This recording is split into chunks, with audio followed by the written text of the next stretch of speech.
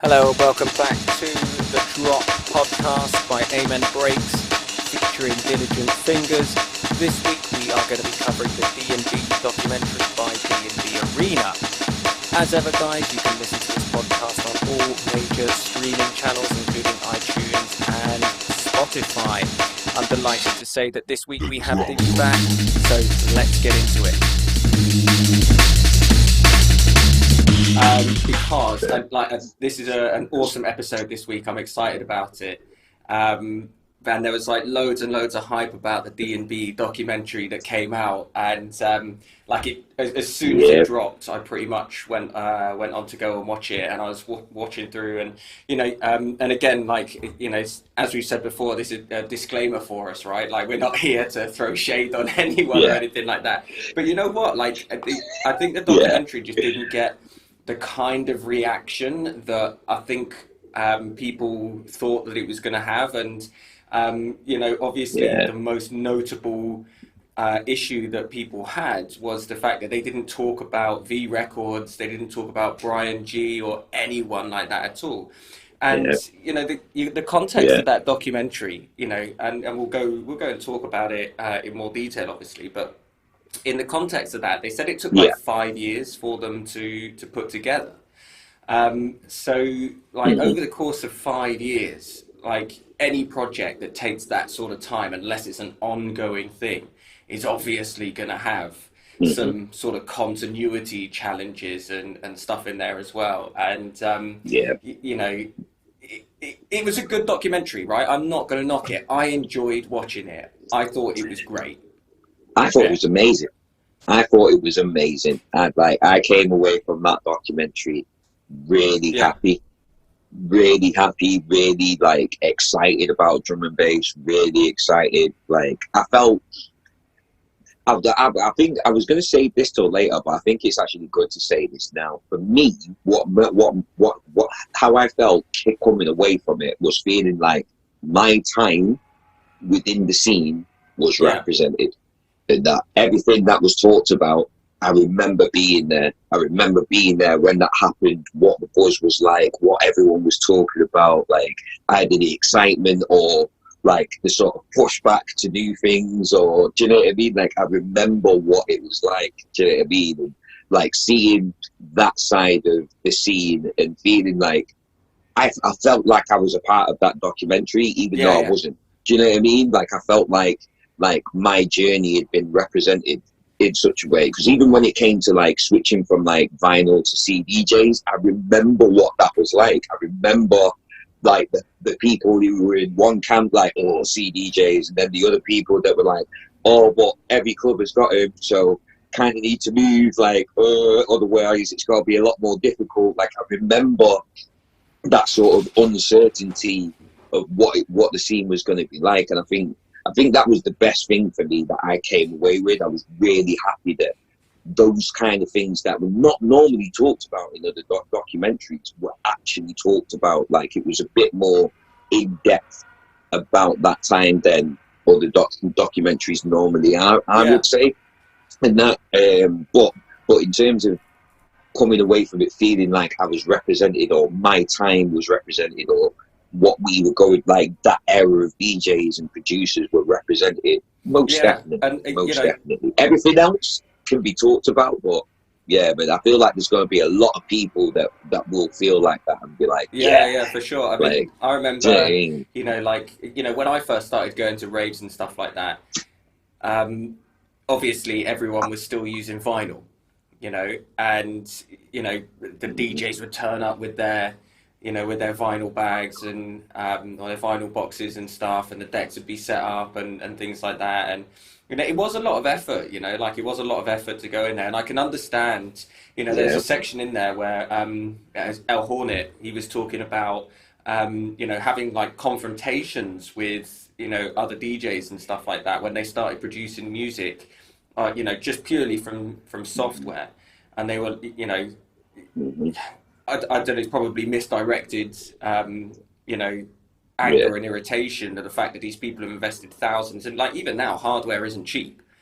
There's a reason why a lot of the music is done on software, because hardware is expensive. You know, you're looking at a couple of grand for a single synth, you know, and then if you think about the Yeah. variety of music that is made and, you know, the sounds that are created, you can't just rely on a single piece or multiple pieces really Yeah. of hardware. So like, you know, it did. I can understand why people were upset by the fact that these people who had seemingly came out of nowhere and who, by the way, used to be a punk Mm-hmm. band, never mind, you know, a drum and bass Mm-hmm. band, which in itself, I mean, like, I think actually the representation of Pendulum, even though they did do a bit, you know, a section on it, I don't think they quite fully represented the Yeah. impact that Pendulum had on the way that Yeah. music was made and sounded. And you know, they were like, they're a band but they're not a band, they've got DJs, they produce it on software, like, you know, it was just so fresh Yeah. and exciting.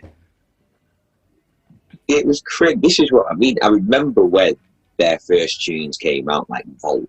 When Vault came out, it was like nothing that anybody had heard. The production, the sound design, like it was like nothing that had been heard before. Yeah, there was techie stuff from like, you know, Disc 4 and people like that, like Renegade Hardware, like they were making techie stuff like Conflict Yeah, and Sire, that really sort of high, they detailed, really like in-depth production value was there, but the sound and what you could do with digital production like software was never pushed to that limit before until Pendulum came into it, and it was like, wow. And I remember there was pushback to how it sounded. No, it's too polished, it's too clean, like, oh, where's the yeah, ruggedness, where's the grittiness and stuff like that. But you go in the rave and Vault gets played, it's yeah, going man. off. It is going, like, I remember being in Sankey's, like obsession sessions in Sankey's, and hearing that tune for the first time and being like, oh my god, what the fuck Yeah, is man. this? I need to, like, Jesus Christ. Like all my friends just looking at each other like, ah! Like screaming, like those things. Don't, like, I'm sorry, like whatever you may feel about Pendulum, their origins or anything like that, you just cannot deny that it had an impact on the whole scene, and it opened the doors. Because if we didn't, oh god, oh, we're going to get into it. We're really going to get into it. I can tell. But okay, so to try and uniform sort of, because I made some mental notes from the documentary and stuff. So to try and uniform it, I think the main three things that I got from it, because I watched it a bit late. I didn't watch it when it first came out. I watched it like probably like a week later. But in between that time, I heard all the opinions. I heard the uproar, like who didn't get represented. And I'll admit, when I heard it, I was like, what? What? What do you mean? Oh my God, they didn't. What? How could they not? Like, and I watched the documentary and I came away with 3 points. One, this was not a documentary talking about the history of drum and bass. It was not. It's not. It was a documentary talking about the impact that drum and bass has on popular culture. In that. Two, they didn't mention a lot of labels. They only mentioned labels relevant to the songs, or the, like, because even Body Rock, what hit the top 100? It wasn't even in the top 20 or anything like that. But because of that fact, and because more tunes started to break into the top 100, we got BBC One Extra, we got more shows on the radio. Capital started to take notice. Kiss started to take notice and start providing drum and bass themed radio shows. We got the dream team of radio: Bailey, L Double, DJ Flight, like all going around the country on their BBC One Extra bus. Do you know what I mean? Taking drum and bass to corners of the UK that it hadn't reached before. I'm sorry, but even Shimon and Andy C themselves were saying they were laughing through that production session. Does this work?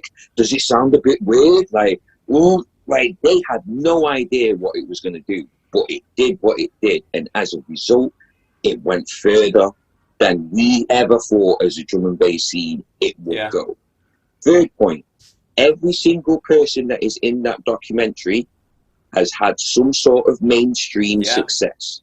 There isn't anybody in there that isn't involved with a label or a producer or artist that didn't have mainstream success. Even Skippy D, because I saw people like, what the fuck is Skippy D doing in there? Twist them out. And then because of Twist them out, he actually tried to do a few more commercial tunes. Whether they worked or not, doesn't matter. But that gave him an opportunity to try something different and bring drum and bass to a wider audience. And that whether we rate it or not, doesn't matter. But it did make an impact. Like, he did have mainstream success. That's why he's in the documentary. And they have, with that point, right? Sorry, I don't mean to interrupt there, but with that point, and you know, everyone's raging about the fact that Bryan G wasn't there and V Records weren't represented. Like, you know, if we look at it from a you know, from a community-based point of things, like, everybody knows who V Records are, everybody knows who Bryan G is and what he's done. Like, all right, they could have paid him some lip service, but if you talk about popular culture and the impact that it's had on that, now, at no point am I suggesting that V Records hasn't shaped drum and bass, jungle, hasn't had an impact on the scene. But had they had an impact in the same way that, let's say, DJ Fresh has, or Sigma, in popular culture and the way that it's been brought? They produce the raw stuff, right? They produce some absolute bangers. They're still doing it. You know, the recent V Forever album that they've just done is absolutely banging, right? But you know, you look at the stuff that they produce, and to us it's killer, right? And you know, we look at it with, you know, rose tinted glasses, because we're like, oh, these guys should have been represented. But you know, was the documentary talking about whether or not these people shaped this drum and bass scene? Well, no, not really. They were, as you say, talking about the impact that they had on popular culture and how that was perceived by everyone. So, you know, rightly or wrongly, they weren't included. Now, well, I kind of have a counter to that. Or V Records wasn't represented. What label was LK released on? V Recordings. There you go. If you do history, if you hadn't heard that song before, LK, oh my God, yeah, I remember that in the charts. You're going to search it out and you're going to find out it was released on V Recordings. Like Ronnie Sides, DJ Dive, The Crust, they all released on V Recordings. Like most of the people that were in that documentary were V Recordings alumni. They all came from that stable. Like, so to say that labels weren't represented, okay, they didn't say the actual words V Recordings and that, but Dillinger released Silver Blade. Everyone was going on about that song in that documentary. What label was it released on? And maybe Bryan G's just a difficult man to get hold of. Do you know what I mean? Like, might have been busy that week. He wasn't available for an interview, you know, so they couldn't put it in. And I've seen people say that people were asked to be part of that documentary and they turned it down. Like, I don't know who these people were, but if they chose not to be in it, then that's up to them, it's up to them. But it's funny when people talk about. I feel like it's funny when people talk about representation. Like, because I watched it a week later, I feel like I may have had a different perspective going in there. But then when I saw what tunes were being talked about and like the artists that were featured in there, you cannot say that certain labels and stuff like that weren't represented if those artists are being featured in the documentary. Everyone knows that Dillinger was a king on V Recordings, Chronic. Do you know what I mean? Like Prototype, like Bad Company, Jesus Christ, The Pulse, like Planet Dust, China Cut, like all Prototype records. Like Prototype was one of the first like labels in terms of when drum and bass became drum and bass. Do you know what I mean? Renegade Hardware, they were there at the foundation. Okay, before 2000, between 96 and 2000, that era didn't get that much of a talking about. But Jesus Christ, there are how many documentaries talking about that specific area? from the people that came from that specific period. Like, do we want every documentary to almost be the same? Or do we want people to do different things and stuff, you know? So it's like... And I think that's the other thing as well. Like, I'm writing an article about whether or not drum and bass and jungle has a nostalgia problem, right? As we all know, it's a good one, right? Yeah? Now, as we all know, you know, drum and bass is constantly evolving. You know, we're going to look back in 2 or 3 years' time because, you know, the way the current sound is, you know, everyone's going mad for minimal breaks, but with huge foghorn, heavy bass lines, stuff that isn't necessarily rhythmic or melodic, but it gets the crowds going. Do you know what I mean? Everyone makes a bass face. And, you know, what people don't realize is that this is the new sounds that that is being generated, right? You know, Serum, Voltage, Blade Runner, SAS, they're all, you know, part of that movement that's creating this sound, and that's sort of like the dominant mainstream sound within drum and bass at this moment in time. But, you know, and we'll look back at it in a few years' time, and, you know, we might be like, well, what was that all about? Or, you know, that's evolved into something else. But what I mean by, and this goes back to the point with Bryan G and all that, right, is that, you know, does our community, not necessarily the people who make it, but the people who are in it and giving their opinions, have a nostalgia problem? Oh, you should be paying lip service to, you know, to Bryan G and to V Records, okay? Well, you know, in the timeline thing that they had, you know, we could see that Diane Charlemagne, the date that she died, was in there, okay? And, you know, rightly so, everyone was upset when she died. You can't believe it was as long ago now as it was. And Storm. Yeah, absolutely. And Storm was in that timeline as well. Yeah. But you know... sorry, Chemistry. Chemistry, when Chemistry passed, that was in the timeline. You know who wasn't in that timeline? Was Intellects, Marcus Intellects. And they did nothing. You know, and this is something that I've been saying. It's like, well, hang on a second. Why is everyone getting riled up about Bryan G not being included? And yet the man who single-handedly defined Liquid, you know, I remember I told you about the documentary before. It was like 2003, 2004 Red Bull music event or music academy, you know, and he was talking about, oh, you know, liquid funk. I don't know what liquid funk is. It's just a name that they've given for my music and stuff. Like, he was the person that created Liquid, and yet he wasn't on the timeline. They didn't mention Solar Records. They didn't really mention anything about Marcus Intellects in that documentary. So it's like, well, hang on a second. Why is one person, and this is what I mean, do we have a nostalgia problem? You know, was Marcus Intellects not a massive artist? Was he not at the forefront of doing everything? So, you know, why are people not thinking about that? I see what you mean in terms of that, because, granted, someone could counter that and say, well, no, it was mentioned, like Fabio did his Liquid Funk series, and that was where the name Liquid came from. And when they were talking about that, you did see Marcus Intellect's Caliber in the video. So, but at the same time, Marcus Intellects is still, like, this documentary came out the week before the time of that, like the time of that, like the 3rd year anniversary of Marcus Intellect's passing, in that. During that week, so many tributes came out about Marcus Intellect. So many people were talking about the influence that Marcus Intellect had on intelligent drum and bass, more thoughtful, more ambient, more, do you know what I mean, musical drum and bass. Even like London Electricity gave Intellect a little nod. Do you know what I mean? A little nod in documentary in regards to that. Now, I watched the documentary. I didn't feel no way. Even at the end, where it came up, R.I.P. still. I was waiting for Intellect and a couple of other people to write, and it didn't. Now, again, you have to think about the context of the documentary. In that, was Solar that important that it broke popular culture? Not necessarily. Not necessarily. In that, did Solar have a big impact at Intellect, Solar, Signature, Revolver? Do you know what I mean? Did that have a big impact on the scene? Most definitely. It is undeniable. Like, this last week has proven that.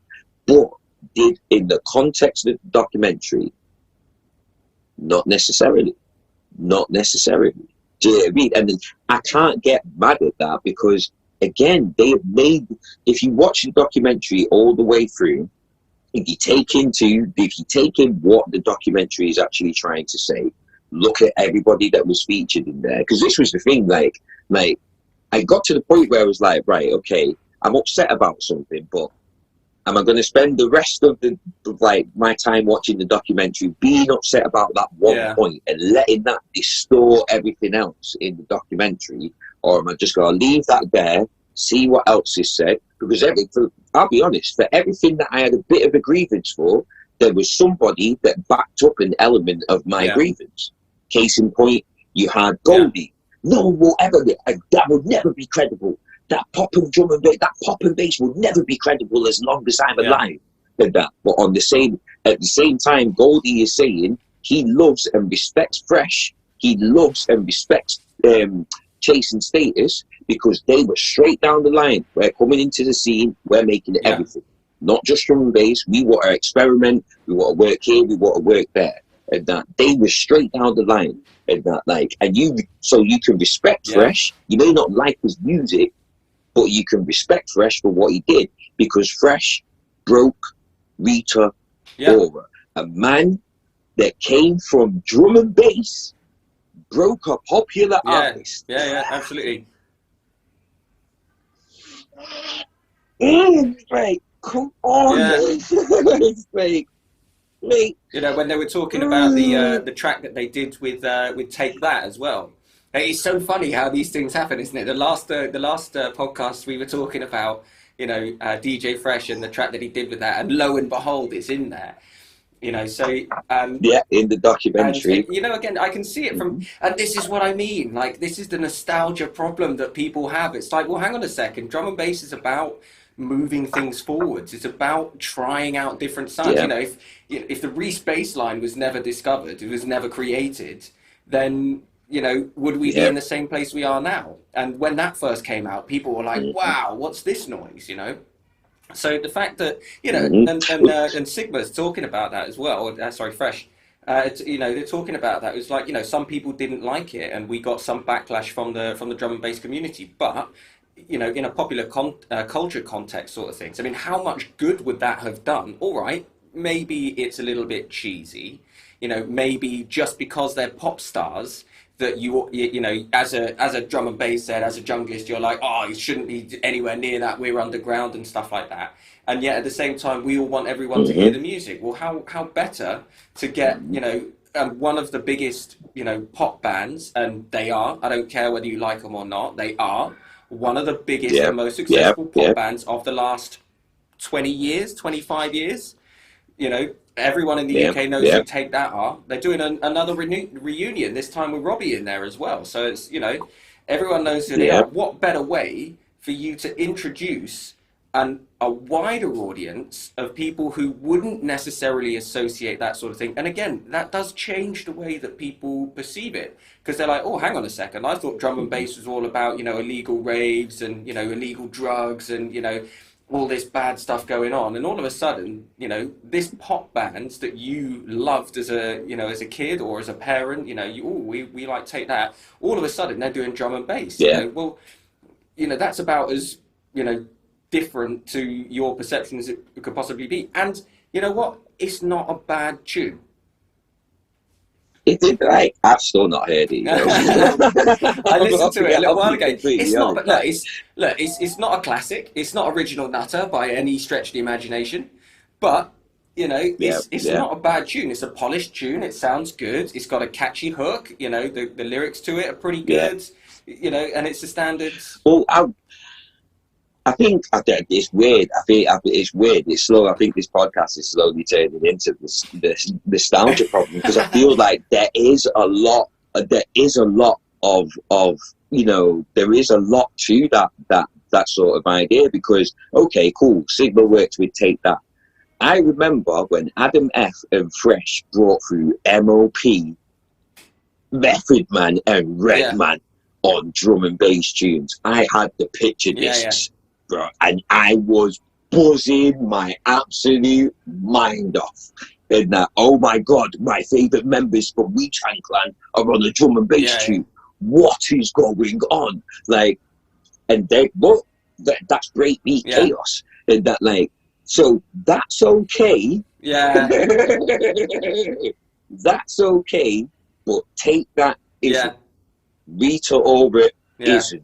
Like, they come from the same big, look, Method Man, Wu-Tang Clan, MOP are just as big, as well known, as multi-millionaires as Take That and as Rita Ora, or as big as Rita Ora got. Because remember, Rita Ora wasn't as big. How is it that they're okay because nostalgia, protect your neck, you know what I mean? Like man down, like, how come that's okay because nostalgia, but Take That because it's a bit cheesy and it's a bit more on the popular end? One Wu-Tang Clan had top 100 hits. Wu-Tang Clan was all over the radio. Like, do you know what I mean? Like, they were just as big as Take That. They had just as much coverage, just as much fame, notoriety. They could be seen as pop stars. Hip hop, big hip hop artists now are seen as pop stars. Of course they are. Why is it okay for them, for Wu-Tang, for Method, for MOB, for Method Man, and that, but not okay for Take That, even though they come from the same level, the exact same level? Everyone absolutely buzzed. Do you know what I mean? Why is it okay for reggae artists, Shaka Davis and Pliers, Barrington Levy, all pop stars, Bob Marley, all pop stars? Do you know what I mean? Maybe they came from different cultures, but still all popular artists. Absolutely. Why is it okay for them, but not okay for Take That? Like, I even remember saying in one of the first podcasts, the bootlegging podcast, I would love to work with Beyonce. I would love to work with Celine Dion. I would love to work with, you know what I mean? Like, all of these popular artists in that. Like, I would love drum and bass to be as big as mainstream hip hop is now. These people are bringing drum and bass to that level. So then drum and bass has a wider audience, more people are involved, people can actually build careers out of it, no matter what level that you are at. Because even within hip hop, there are so many different genres. There are so many arguments about what is real hip hop, what isn't hip hop. But there is so many people that are actually making careers off the music. Yeah, I agree. And I think as well, like, you know, how is that a bad thing? We sort of moved into an area now where we start talking about popular music and stuff, and they did.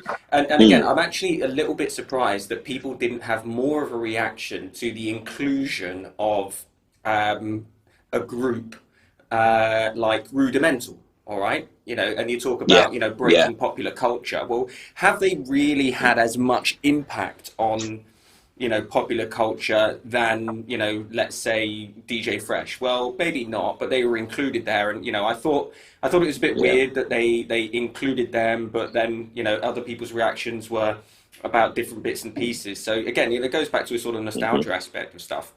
But they, you know, they spoke a lot about UK garage. They spoke a lot about dubstep and stuff like that, and how those scenes weren't able to sort of maintain themselves because they got too popular. Well, you know, and I think that this is what's different about the drum and bass scene, and I think that that's something that that they highlighted quite a lot, right? Is that drum and bass will always be underground because there's not hype about it.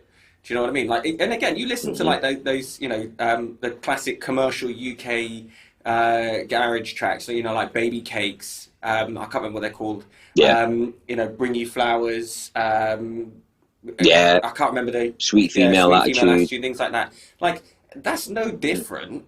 Like, realistically, at the same time when that came out, that was relatively underground. It was still highly polished. It was still, you know, within the realms of what was popular in that day. And yet, UK garage, you know, maybe an unpopular opinion here, has died a death. You know, there's not really much going on in terms of new production for UK garage, and yet drum and bass, not so much jungle, because jungle is, you know, an animal unto itself, but, you know, drum and bass is evolving, and you've got bands now. You know, High Contrast has a band. London Yeah, Electricity has a band. Rudimental are a band. All right, they yeah, got Locksmith as a DJ, you know, and I know that they spend a lot of time in yeah. front of, you know, desks creating music and stuff like that, but they have a lead artist. Brethren, Brethren, one of the forefathers of this whole thing commanded, what was it, a 32-piece orchestra? Goldie. Yeah. Yeah, you can see the clips of him actually. When I first saw it, I was like, "Nah, man, that's got to be someone's head photoshopped on there." But it wasn't. He actually conducted the orchestra. Come, Camel and Crooked have literally just done a thing with the Philharmonic Orchestra in Austria. yep, They've just released a whole album, and yep. no, and people are losing their freaking minds over it. They're loving it. Do you know what I mean? Why is that Yeah, okay? yeah, Nostalgia. An orchestra doesn't conjure up, do you know what I mean, like images of pop stardom and stuff like that. An orchestra will always be seen and rooted within its traditional roots. Beethoven, yeah, Mozart. Do you know what I mean? Like it was all like orchestras are always, regardless of what kind of artist you are, producer, whatever like genre you come from, everyone always respects yeah, orchestras. Like there is a talent there that you just cannot deny. Do you know what I mean? yeah, So 100%. when things like that happen, there is that nostalgia part of it. Oh, I remember that. Yeah, oh, I remember when someone sampled that. Oh, yeah, I remember that in a Yeah, cartoon, a film, a horror. Like there is that nostalgia part of it. There's nothing new about classical yeah, music, but it being included in drum and bass, everyone loves it. Same with jazz and mm, bass. Do you know what I mean? Sort of R&B kind of yeah. styles Well, and I mean, you look flows and at elements brought Ronnie into drum and Size, bass. you know, and Represent. They went on Hmm. TV. They went on live TV. The guy had a double bass doing the bass line for Brown Paper Bag. Do You know, like you know what I mean? And you know what that leads perfectly into? I did not know that yeah, Calix came from a jazz background. yeah, I had no idea that he came from a jazz background. But when he said what got me into drum and bass was synth, like strings, really nice, dreamy, ambient melodies, and now he's making some of the most techie, the dirtiest tunes with yeah, TV.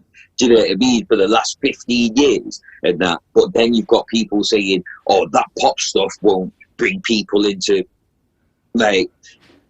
Bro, you've got evidence, like, and this is what I loved about the documentary. There was one opinion put forward that was put forward. There would always be another opinion that countered that opinion, and that won't work. Well, this brought in this. That won't ever happen. Well, it did happen, and this happened as a yeah, result. Do you know what I mean? Like even when they started talking, even bringing it back around to the beginning of the podcast, even when they started talking about El Hornet started talking about using software and against hardware. I remember when I had my first computer that I'd scraped together from like old parts and stuff like that. Got Cubase DST5, but I didn't have any sound. yeah, So I needed to get a sound modulator, and I had this really old, cheap sound modulator with basic sounds on there. As soon as Reason came out, and it was like a rack-based sort of like program, but you could flip it around and you could do everything in-house. Oh my God. It was like, wow, I can actually do what these people are doing, and I don't have to worry about the fact that, I'm a young black kid that's from Manchester, from a working class area that doesn't have the money to buy these pieces of hardware. I'd love to. mm, I would absolutely love to. And 15 years on, I've been able to buy pieces of equipment. yeah, But you know what? I've ended up selling them because there's so much software that ends up being better yeah, than some of the hardware that's out there. And that, like, there's a nostalgia problem, yeah, because I'm like, I got to play on the Sub 37, I got to play on the base station, all really old school pieces of hardware. Do you know what I mean? And I got them, messed about and stuff like that, but then I felt limited because whatever is in the hardware box is in the hardware yeah. That's all you box. got. And then you have to record it into an audio device and then put it onto your digital workstation. in that digital audio workstation. There's limitations there. People don't really like feeling limited. Like, I felt limitless with software. To go from software to hardware, I felt limited. But when that software came in, I felt liberated because I can do stuff now. I can try and replicate what these big boys are doing, and I'm able to learn. I don't have to wait until I've got $4,000 to buy a Virus TI and then have to spend years reading the manual. Like, I can actually get a piece of software and trial and error and experimenting. I made so much stuff. I made so much music. And then to be told that, like, because I've gone down this route that was presented to me, I have messed up somebody else's career, and there's resentment of that. Oh, I'm sorry, I'm siding with Al Hornet. I with all the respect to all the OGs that are out there, I am sorry, I am siding with Al Hornet, because not everybody is in the position to be able to go through the hard work that you were able to go through. Like, let's be real. When people are talking about music house and having to wait all of these hours, and then Goldie comes in with all these DAT tapes, and then you're like, oh, I'm gutted, I'm not going to get any dub plates done now. Bro, I'm from Manchester. I've got to spend P's just to be able to get a ticket to go down to London to get to the music house. If that happens too many times, but yeah, I can make an MP3, get on AOL Instant Messenger, and send these same people that are going into music house my tunes.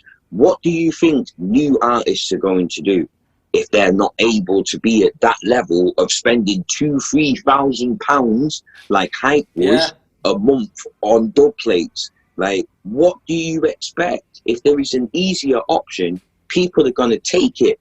And I'm sorry, like I said in the bootlegging podcast episode, I wish things were easier back when I was starting as they are now.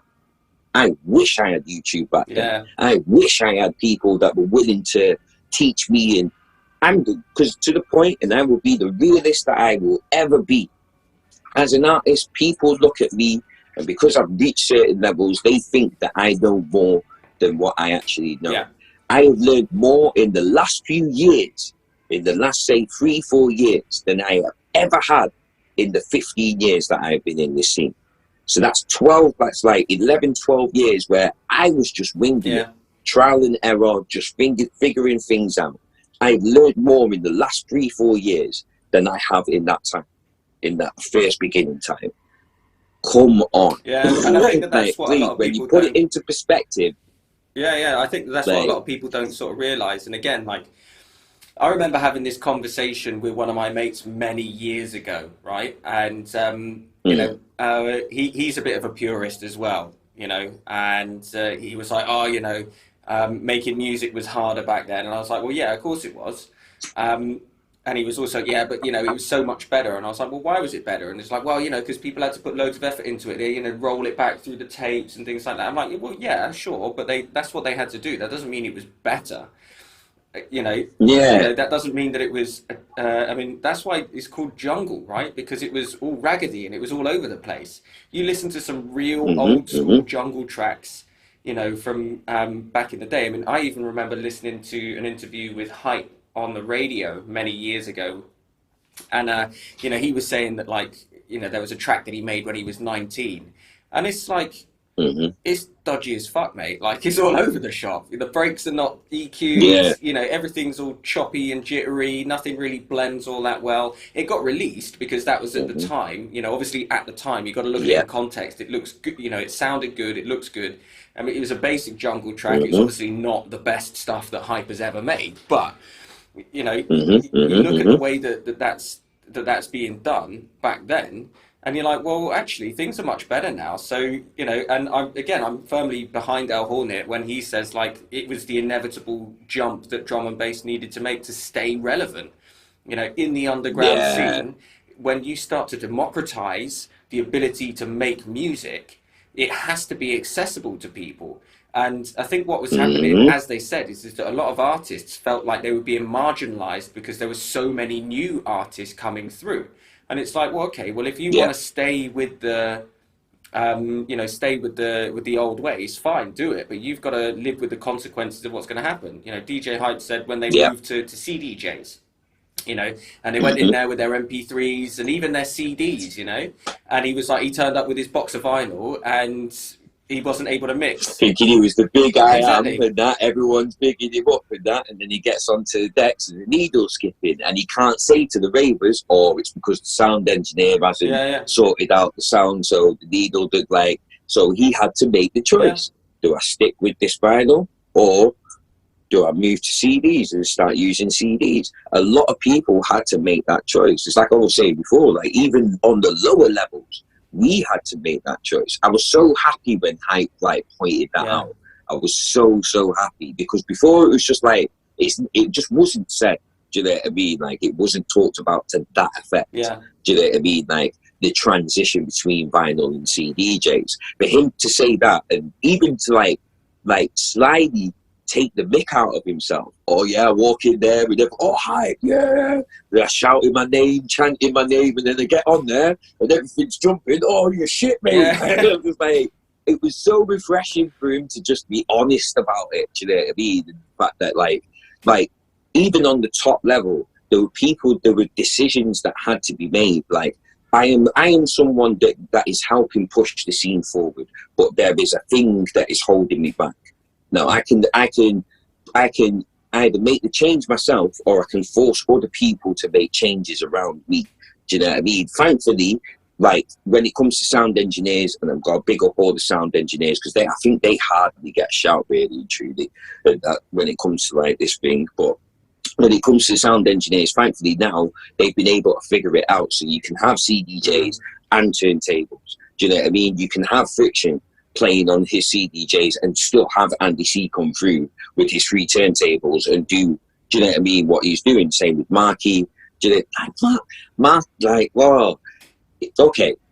I think I feel like Marky is probably a prime example of someone who is been a purist, but has been able to find a way to still bring a purist attitude to a new audience.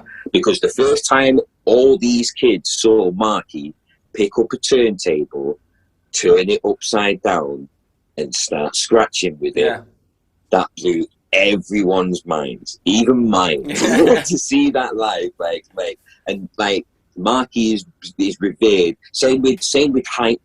Same with Andy C. When you see them 3 people on turntables, you can't help but respect that. Yeah. Do you know what I mean? Because they've been able to still use old technology, but still bring it into the new age, and be able to show people that you can use this old technology in a new way. When people say, oh, you have to use this old technology, that's where a problem arises. And I think that's what El Hornet was trying to say. Probably not in the best way, but I think that's what he was trying to say. Because when you come into the scene and you're making music digitally, you're using all these digital means and that to make music, but then you're told that you have to go back and use an analog way to be able to get your music out there. Do you know what I mean? And then because it costs money to be able to use this analog way, it can only go to a certain amount of people. You are then limiting your own scope on your own music and your own production. And that I'll relate that back to Hype and his DJing situation. I can really push to stay on vinyl, or I can move with the times, still, do you know what I mean, use CDJs, and then when I can get a chance to use vinyl, I will use vinyl, which is what they all do, what they all did. I've seen Andy C on a pair of CDJs. Yeah. I've seen Hype on a pair of CDJs. I've seen Marky on a pair of CDJs. If they have to do it, they will do it. And I think that's the difference. If you're so adverse to these new ways, and that you're not even willing to try it, and then you're going to talk down to other people that are willing to try it and actually are successful for it, that's when you're going to end up creating a problem for yourself. Yeah. You're clinging too much onto nostalgia. Yeah, and I think like that was a key thing as well. Like, you know, when you go to like if you go to a rave, right, and it says, you know, all vinyl set, like, you know, there is that sort of excitement. You're like, oh, you know, nostalgia. You know, I've seen Andy C play so many times, man, right? And you know, when he is using vinyl, right, and I use inverted commas there because he doesn't use vinyl. He uses one of the Tractor vinyl plates, right? And he uses everything through like it'll be Serum or Tractor or Record Box or whatever one he's using, right? Yeah. He's probably doing it because it makes him feel comfortable, and there is that nostalgic element for it, you know, playing on vinyl in that way, but also doing it for the crowd. You know, the crowd likes to see, you know, crowds think, oh, he plays on vinyl, therefore he's a real DJ. Do you know what I mean? And so people will sit there and they'll be like, oh yeah, you know, Andy C, and he does it all the time. Like I've seen him play a few times. He'll get his vinyl out and he'll put it up on his head like this, you know, like the Mickey Mouse head and that. And you're just like, mate, you're not actually playing any of that vinyl. That's literally just any two records, just so that you can put them up there, and you know, give that nostalgic effect to the crowd. The crowd loves it. Do you know what I mean? Nobody cares that he's not actually playing any of those tracks off of that vinyl. But it is that, you know, that whole nostalgia thing. And I think that was probably something that, and again, you go back to the cutting house, you know, the music house, and they're like, you know, and how much of a time suck was it for everyone but Groove Rider? Do you know what I mean? They were saying if you didn't get there, all of them said it. If you didn't get there early enough, you weren't going to get anything. Well, as an artist, right? And again, like dubplate culture, there's nothing wrong with dubplate culture. There's something wrong with physical dubplates. They're no use to anyone, right? They're expensive to make. As you're saying, Hype was spending £2,000-3,000 a month on and this was 10-15 years ago, right? So that's probably the equivalent of about £6,000 or £7,000. Now, as an underground DJ, as an underground artist in a scene where there isn't buckets of cash being chucked around anyway. I mean, I can't imagine that there's buckets of cash being chucked around in the drum and bass scene at this particular moment in time anyway, in comparison to what can be thrown around, right? But these people, you know, if they're relying on getting their dubs cut, right, and they've got to spend £30 to £50 to get one dub cut, and they turn up a little bit late, and then Groove Rider turns up, well, they've just cost themselves however much money it is for them to do that. As an artist, that's not sustainable. And it doesn't matter whether you've made that track on software or you've made it on hardware. If you're going to actually cut the vinyl, it's no good. You know? So if you're looking at your expenditure as an artist, then that's just not sustainable for you, especially on the off chance that, you know, even if you do get there early and then Groove Rider turned up with a bag full of dats, you know, you're not going to get anything done. And so, all right, it is nostalgic for them. They did have a good time. They were able to mix. They were able to create and stuff like that. But look how much faster and how much more forwards the scene moved with AIM. You know, the prototypes were saying that how, you know, they would pester everyone on AIM with their tunes, and they were just so quick to get it out. And you could get it mixed and mastered, and then you'd have a complete track. And it's cost you nothing to do. You can reach, you know, so many more people, and you can actually spend time focusing on that. So it's not a bad thing. And you know, the nostalgia element of that is really why if I'm honest, right, if you look back at that. And we all do it. We all look at stuff like that with rose-tinted glasses. They all sit there and they're like, yeah, you know, you got to smoke some good weed and stuff like that. But realistically, how pissed off would you be if you've gotten in there at like 10 a.m. in the morning, right? And you're sat there and you're waiting your turn. You've worked a long time to get, you know, this track done because you probably had to do some of it on hardware. You know, the process isn't easy or wasn't easy. And then Groove Rider or someone else turns up and you're just like... What the hell? Like, that's not fun. Do you know what I mean? Nobody likes waiting around. I've got a booking tonight. Yeah. I've got a booking tonight. I need to play my new tunes. Like, Groove Riders. Yeah. right, better go home then. Like, right, okay then. Like, or I'll go black market records and get some other tunes that'll be bangers. Do you know what I mean? Yeah. Or so this was the right. Even right. This was the thing for me as well. Like when I first started DJing, I've got my belt drives. Do you know what I mean? I'm not even on Technics. Yeah. I'm on Gemini XL 400 belt drives. Flat. Do you know what I mean? Oh, lost you there for a second. I'm spending. That's right, all good. Right, well, cool. Well done. Let me just put do not disturb mode on. Yeah. Forgot to do that. Well done. We can cut this part out, hopefully. Yeah, it's all right. No, but I'll put that on now.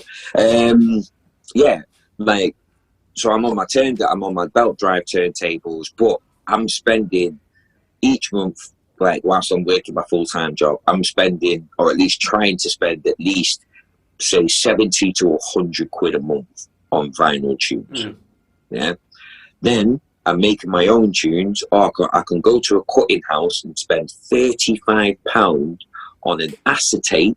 So it's not even a vinyl that I can keep forever. Yeah. If I keep playing it, at some point it is going to die a lot quicker than the vinyl that I've just paid 5-6 quid for. Yeah. Do you know what I mean?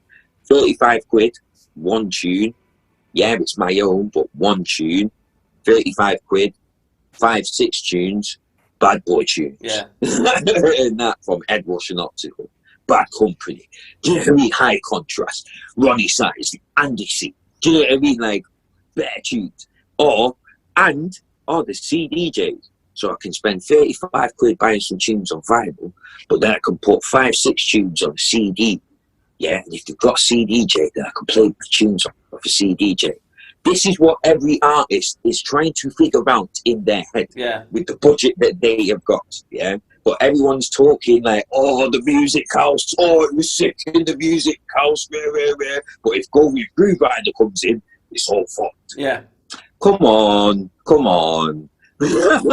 Like, come on. Like, this is the thing. Because I remember seeing somebody talking about, like someone having a grievance with the whole music house days and that, like, bro, I know it was sick during that time, yeah? I bet you had the greatest times there, yeah? You, with all your drug dealer friends, yeah, that have made all your money from selling drugs, and that's why you can be in the music house all day, getting, like, vinyl and shit like that pressed. Let's be real. Let us be real about the situation. Because this is not someone who's got a full-time job, spending all their time, like, it's not happening. I've just put the day off from my job to go to the music house to try and get a dub plate pressed, and Goldie and Groove Riders just walked in. I'm not doing that again. Like, come on. Come on. Like, even the music house itself, that was a very elitist thing. Yeah. Do you know what I mean? That was happening there. Like, for people that aren't part of that elitist club, what do you expect them to do? What do you really expect from them? Do you know what I mean? Like, and again, it is definitely nostalgia that is overtaking the context of what that documentary is. Yeah, do you know what I mean? For sure. Definitely nostalgia. Do you know what I mean? Because we have spent a lot of time, like, even just breaking down how difficult things were. Do you know what I mean? Back then, even 10 years ago. Do you know what I mean? 2010, things were still pretty hard to be able to get yourself out there than they are now. We didn't have social media as big as it is now back in 2010. Do you know what I mean? Facebook, Instagram, Twitter, YouTube were not like what they are now back then. But there'll be people that will say, oh yeah, it was better in 2010. Do you know what I mean? It wasn't easier for you to just get your name about. You had to work, you had to network, you had to, like, earn your stripes. You still have to do that now. Yeah, of course you do. If you want to be able, business savvy about it, right? It's what we're talking about with the professionalism podcast. Like, you've got to be better at all of these things now. And again, it's easy, you know. And what I always, or what I thought was funny about the documentary, right? You know, you look at all of these legends that are there, and you know, they all are legends. You know, there was Solomon. I think it was Solomon from Chasing Status sat there. You know, probably in his home studio with his gold record, his platinum record, you know, all this stuff at the back, you know, talking about, you know, the way things used to be and stuff like that. And it's like, but you know, you're right. It is an elitist thing. Like it's easy to look back at it all with nostalgia and say, oh, Hmm. you know, it was hard for us. Yeah, I'm sure it was hard for you, but also like, you know, you had to do a lot of things that didn't make you any money. You had to do a lot of things that Yeah. you know, but there was only sort of one real route. Do you know what I mean? 20 years ago, Hmm. Hmm. there was reaching out to labels, there was getting, you know, in front of promoters, playing mixes and stuff like that, and that was the route that you took. And all right, that could be a Yeah. bit of a pain in the backside where you'd have to take your evenings and weekends to do that. But you know, Hmm. if you asked any of these people now that, you know, to be a successful musician, you know, to be a successful artist and producer, you've got to do more than just play sets and produce tracks. You've got to maintain Hmm. and manage a social media presence. You've got to do, you know, Hmm. all these other bits and pieces that we spoke about before. So, you know, that, like I say, the nostalgia element of that plays a big part, you know, Yeah. and all these artists are sat there, you know, and it is funny, right? Because they, you know, they're legends within the scene, but, you know, to the man on the street, nobody would bat an eyelid as to who they are. Yeah. Yeah. You know, Yeah. and they're Yeah. all sat around there talking about all these bits and pieces and, you know, what fun it was and things like that. But nobody was really talking about the future of drum and bass. And, you know, I know it was a documentary about all of those different things, and they The spoke future. about, you know, what it was and how it came to be and, you know, the impact that it had on popular culture. But Hmm. you know, and like, again, the documentary, again, I thought it was great. And there's only so much stuff that you can do in a documentary, you know. Yeah, Um, you are right though. You are right though. The conversation wasn't really about the future of the scene. It was more. It ended up being more about what is going to be credible and mm, what isn't going to be credible. yeah, Do you know what I mean? Like, will pop stars in drum and bass and pop drum and bass, as like a lot of people call it. And even when they were putting it under that banner, it was funny. Like the people that do like the video clips of the people they were playing. yeah, Do you know what I mean? Hybrid Minds was under there. Do you know what I mean? Afterglow, like Wilkinson and Afterglow got shown. Like the track name and title got shown and things like. I love Afterglow. I think it's a cracking tune. I hardly ever play it, but I do love the tune. I think it's an amazing tune. funnily And enough, that, just but on that one track, last year at mm, Let It Roll, they had like before the festival sort of kicked off, they had this sort of like mm, mini session on the Wednesday night. It was, you know, it didn't go on too late. It started relatively early, didn't go on too late. But they had like the top 10 countdown of the, you know, number one, oh, no, top 10 countdown of all the best drum and bass tunes, and Afterglow was yeah. number one, which And is considered a I poppy song, think, right? yeah, yeah. I think that's like, I think that's, I think that leads into sort of, because there was one thing that I sort of realized watching the documentary. I talked about it a couple of times with people, but people that are in the scene, like in the scene, that know how the scene works, that know who the producers are, that know the inner workings. We're not ravers. We're in the scene. Yeah, We know the nitty gritty about drum and bass. Like we will always we can't help but have one perception of mm, our scene because we are in it. But for the people that are not in it, the people that just appreciate the music, they're not breaking down every single tune or the drums, the bass, or like that sound, or no, they're just like, oh my god, I love this tune. I don't know why, I can't really explain it, but it just makes me feel good. Do you know yeah, what I yeah, mean? The people like that, they're not even involved in these kind of arguments, yeah, even in these kind of discussions. So when I think about it like that, I can't be surprised that something like Afterglow is a number one tune.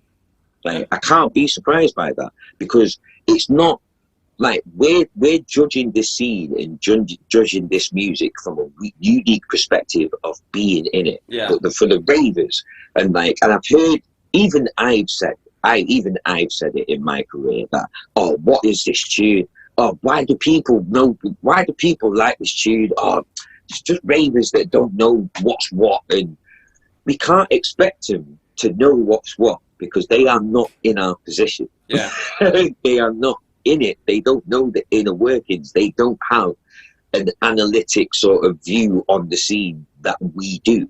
Do you know what I mean? And we have to give the ravers a lot more credit than that. Yeah, Do you know what I mean? We have to give them a lot, because at the end of the day, it's them that are supporting us. It's them that are helping us to keep this scene going. Yeah. And like even the underground ravers and stuff like that, which sort of relates to something that Hype said. Drum and bass is in a unique position because we have an underground infrastructure. Yeah. For the last 3 decades, we have been able to maintain an underground infrastructure. So no matter what happens on the higher levels of drum and bass, and we can't say that about hip hop because there are not a lot of underground hip hop events going. Like No. I'm in the hip hop scene myself, and it is one complaint that we do see a lot across that scene. All of my rapper friends, like producer friends that I speak to, it is more the chart side of things that they're going down because the underground kind of scene is not sustainable. Do you know what I mean? So they have to get to a level of, do you know what I mean, success to really start being able to make some money from the scene. And I hope drum and bass doesn't get to that stage, but as it stands, I don't think we are, because we've got this underground infrastructure. Well, that's what London Electricity was saying, right? Is that you can't go out there and make a pop drum and bass track. It's not possible for you to try and get a song into the charts, because it just won't happen. A song like Gold Dust will get picked up. A song like the stuff that that Sigma did, the remix, Take That, Nobody to Love, Take That, Somebody to Love, sorry, all these things, they get picked up. And and what's brilliant about drum and bass as well is, as Solomon said it, is that it's a visceral reaction. Like you feel it, you experience it. You don't just hear it. You can see it on people's faces. When that big fat bass line drops, you see it on people's faces. Like, they're loving it, and that is an element that translates into everybody. If it's a feel-good tune, you can't deny that it's a feel-good tune. You can't deny that it's good, that it's catchy, and that will get picked up. And it's sort of like the levels that it will go through. For example, Gold Dust. All right, a very good tune. Some might say a classic. I mean, I think it's even like 10 years old. It might even be 15 years old now. Gold Dust. That sort of thing gets picked up because it sort of passes. It ticks all the right boxes for pop music. But it's still drum and bass, so it's still got that connection. And so you're right when saying that there is that underground infrastructure that allows drum and bass to be autonomous, and see those the evolution of it happening. Definitely, people aren't trying to make music because they think that it will get into the charts. People make music because they love it, because they love the way that it makes them feel when they go out raving with their mates. There's all different types of sounds that you can do, and there is something for everyone. And I think that is, again, part of the documentary. It wasn't just a history of it, because the history's been done to death, man. Like everybody knows the history. Everybody knows how it started. It is still interesting, and like when we had with Matt on the show a few weeks ago, it is interesting to see like the beginnings and the formation and how it came about. But we all know the history now, and again, it's like that badge of honor, nostalgia element. You don't feel respected in the community if you don't know these tunes, if you don't know these DJs, if you've never been to this rave or you've never done that. Do you know what I mean? So I think the documentary, like I say, did a really good job of sort of portraying the impacts that drum and bass has had on popular culture. And again, look, it took them 5 years to make, fair enough. Direction-wise, could it have been a little bit more straightforward? Probably. But again, if anything takes you 5 years to do, then it's going to take a little while for it to sort of become cohesive. Yeah. Can they cover everything? No, and I think this is where sort of everyone just needs to chill out a little bit. Like, an example is the fact that Brian G wasn't represented, V Records wasn't represented, but did Brian G say anything on social media about it? No, he To be didn't say, fair, yeah. "Oh, I should have been in there. I should have been this." No, he didn't, because he may have declined. You know, Yeah. Yeah. and I think that's people need to sort of chill out a little bit on that side of things. You don't need to be having to Well, I go at think everybody for it.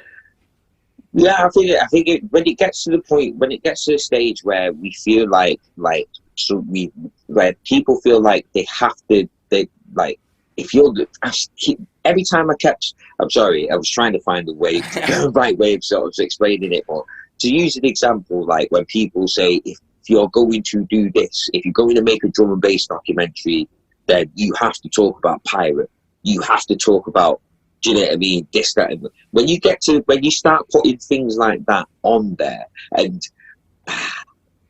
with all the greatest respect in the world to the oldest, there's got to be people that are older than me, to our peers and stuff like that. But if you are one of our peers, and you are putting forward an opinion of, if you are a younger, or if you are first coming into the scene, you have to do this, or you have to do that.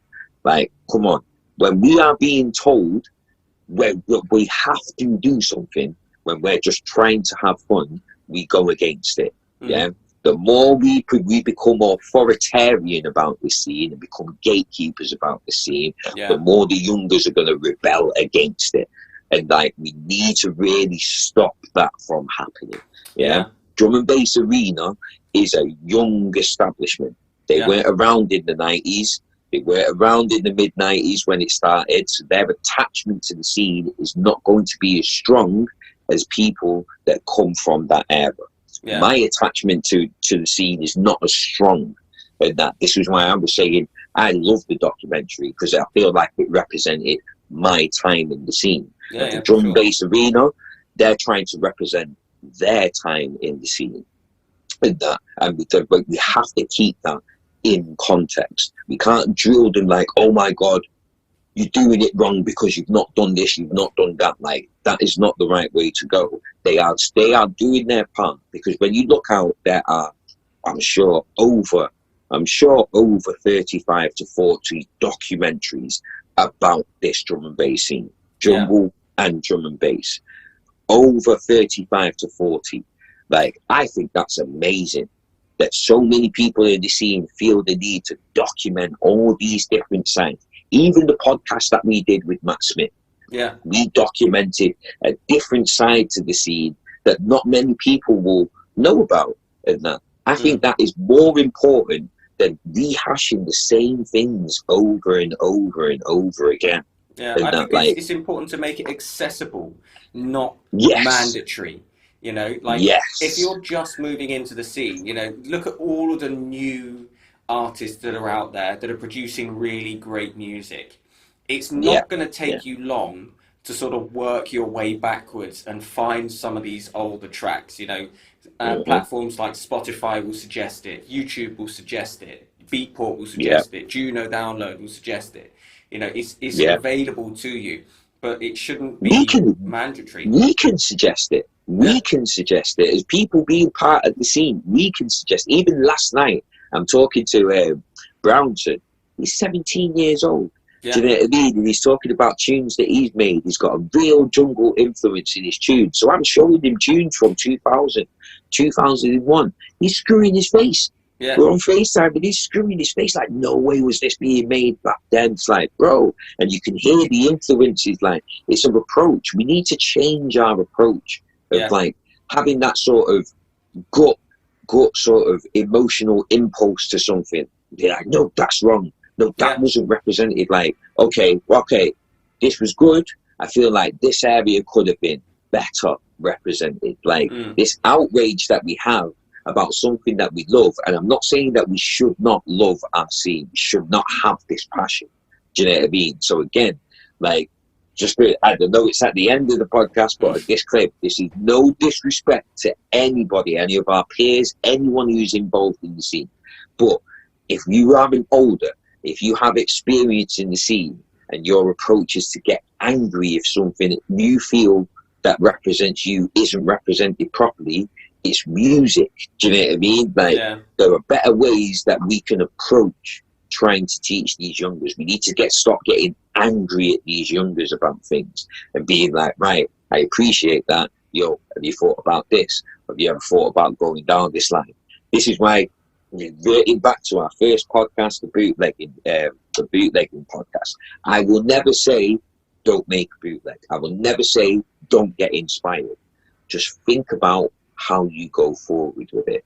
Yeah. There are different ways you can approach it. Do you know what I mean? And I've had so many people like come back and be like, oh, I didn't think about it that way. Oh, I didn't see it that way. Yeah, I'm going to change the way, or I'm going to stop. I'm not trying to get anyone to stop anything doing, but the fact that you can think about it, you can either see the benefit or the drawbacks, do you know what I mean? And then make a better decision that may not affect you negatively in the future. Because we're not talking about, we don't want you to like elevate the scene. We don't want you to go forward. This documentary is not about like disregarding the past. Because I've seen people say, oh, I felt like this documentary was basically saying, oh yeah, drum and bass was good, but it got better when it became digital. Yeah. Actually, it did. Quickly, I'm glad I've actually brought up this point, because I feel like there is a massive thing that that is not being taken into account. Europe. Yeah, I mean, they did talk a little bit about Europe, but I mean, again, like this is a subject for another podcast, right? Having been to quite a few raves in different countries around the world, like, and having gone to Let It Roll, like, Europe, Eastern Europe especially, is just like this untapped market of like hardcore drum and bass jungle lovers, man. Like, these guys are on a different level. And don't get me wrong, the big artists are all coming over from the UK to play at these festivals, but these guys know just as much about it. They feel it just as much as we do, you know? And it's... Well, I love the fact that it was Ronnie Size that said, Europe got our scene. They loved our scene. They got our scene, but they were going to teach us how to do our scene better. Yeah. Prime example, Let It Roll. Yeah. Let It Roll. Nothing like that will ever happen in the UK. Not on that scale. I'm sorry if I upset anybody by saying this, but it won't. If we're being realistic, in the UK, we've got something as big as Glastonbury. No one is going to let anything take over Glastonbury. So something on the scale of Let It Roll is not going to happen in the UK. And it's purely drum and bass. It's truly drum and bass. I know there's like Boomtown, right? But Boomtown is not just drum and bass. I mean, I'm talking about Let It Roll is pure drum and bass. 3 days, back to back, nothing but drum and bass. 40,000 people, right, turn up to this thing. All right, it's not a huge festival in the grand scheme of things, but 40,000 people, 40,000 ravers. Have you ever seen 40,000 ravers in one place? Like, it's in mental. One building? It's not. It's in an abandoned runway and in the middle of the Czech forest, right? Which is in itself like a nuts experience to go to. But like 40,000 ravers in a field, like, you know, all listening to drum and bass, you know, and it's like you go one stage and it's like neuro, you go to another stage and it's liquid, you go to another stage and it's like, you know, minimal, you go to the main stage and that's where the big boys are playing. It's like there's nothing but jungle drum and bass. And it's not just the big guns. Do you know what I mean? Oh, yeah, my brethren, Boo, like, I know Boo. He is my friend. I have known him before, like, he got big. He's played at Let It Roll. T.I., Upgrade, they've played at Let It Roll. They're not on Ronnie Size, Goldie, Andy C levels, but they're playing at a festival, at an event like that. Do you know what I mean? In another country, that is no way can, like, I mean, nothing like the UK culture, like, do you know what I mean? This is what I think this is what I think us in the UK, because we're from the Mecca, as it were, as an American artist said to me one time, like, oh my God, you guys are from Mecca, you guys are from the Holy Land. I think that's something that us from the UK really take for granted. Yeah. We really take that fact. The same way that American artists, especially people from New York, take the fact that hip hop is from New York, like, oh, we're the gatekeepers, like, oh, if it's not a New York style or whatever, it's not real hip hop. Like, there is an element of that with us over here, not as severe as that, do you know what I mean? Yeah. Is hip hop, but there is definitely an element of that, because that shocked me to hear an American say to me, like, you guys are from Mecca. Like, I'd love to come to the UK and party with you guys. Like, do you know what I mean? We'd like, especially even in America, the scene in America is nothing like the scene in Europe. Yeah. The drum and bass scene in America is nothing like the scene in Europe. But yeah, we digress. Bring it back to the documentary. And in terms of digital, look, if the digital side of things didn't come out, we wouldn't have things like Let It Roll Now. We wouldn't have acts like Noisier. Yeah. Or Pendulum, or Black Sun Empire, do you know what I mean? Or, do you know what I mean? Like Icicle,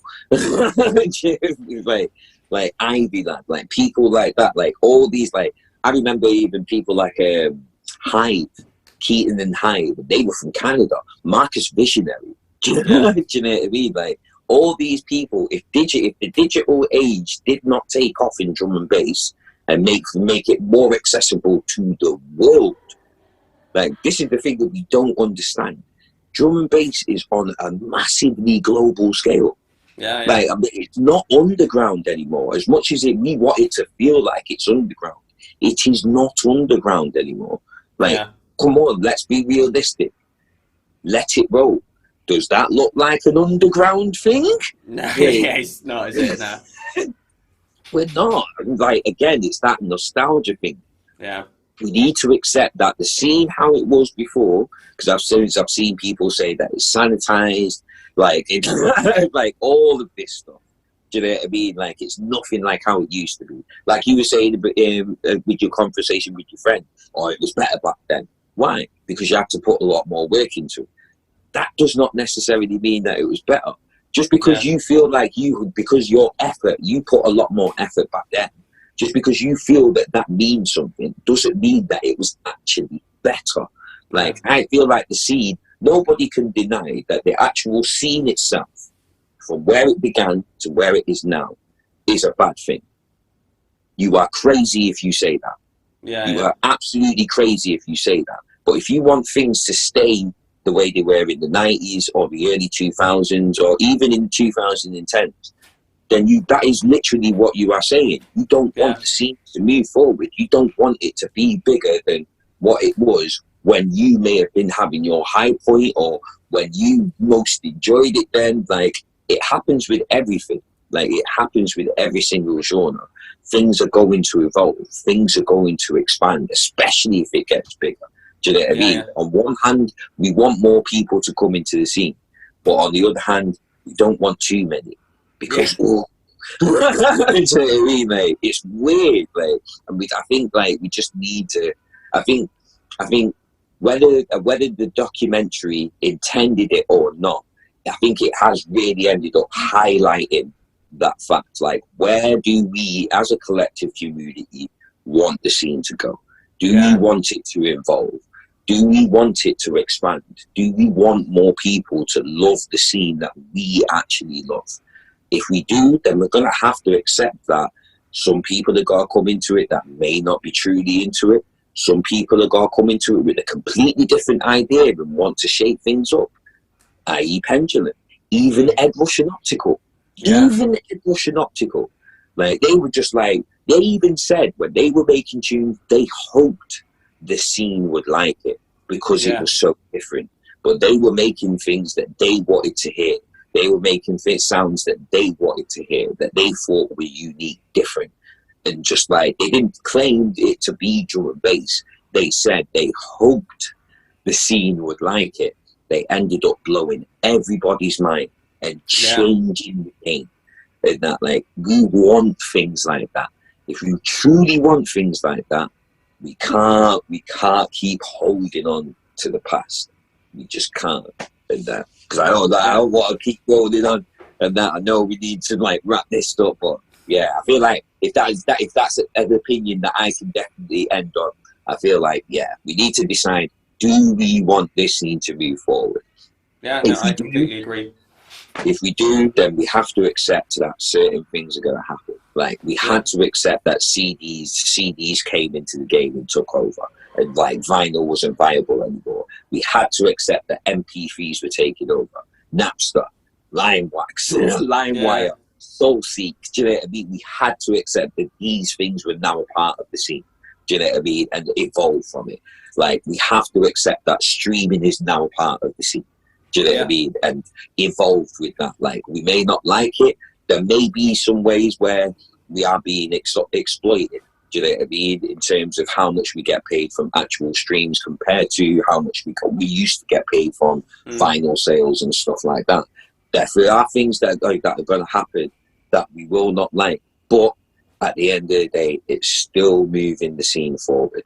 And us as elders and peers, elites or whatever, we can either try and hold on to the past, or we can be part of the change and pushing the scene forward. We have so much experience, we have so much knowledge that we can pass down to the new people that are coming in. Let's utilize that. And I'll stop preaching. I'll stop preaching. And just to finish it off as well, I think that Goldie inadvertently gave us the best quote of the entire documentary when he said that he can't mix at all. He can't mix a salad. No. That's Goldie's words, not mine, right? That's what Goldie said. I fell off my chair when I heard that, man. Goldie, man, what a funny guy. Yeah, same. But anyway, from that, awesome to have you back on the podcast. I know for a couple of weeks you've been working and you've been doing lots of different bits and pieces, and I've had people had to listen to me blither on for a couple of hours. So I'm glad that you're back. It makes the podcast better. You held your own, mate. You held your own. You did a good job. I enjoyed them. Especially in terms of like artist development and stuff like that. Do you know what I mean? Do we need labels anymore? We touched on it a couple of times in past Bryan podcasts, but it was great to like sort of like have a development on that. I won't get too much into it because we're wrapping it up. But yeah, man, you did a great job, mate. I'm proud of you. Oh, thank you very much. All right, well, that's it for this week's podcast. As ever, you should make sure that you go and follow Diligent Fingers on Diligent Fingers on Instagram. Follow us, Amen Breaks UK. If you want us to cover any issues, send us an email at contact@amenbreaks.co.uk. Like, subscribe, share. If you think there's anything in here that we have covered that is good, send us a message. If you didn't like it, send us a message and let us know why. Other than that, guys, thanks for joining us, and we will see you again next week. Take it easy. Blessings. We really hope you enjoyed this show. Don't forget to like and subscribe. Follow us on Instagram and Facebook at Amen Breaks UK. And don't forget to follow Diligent Fingers on Instagram at Diligent Fingers. Please, guys, if you've got anything you want to share with us, anything that you'd like us to cover, send it in to contact@amenbreaks.co.uk.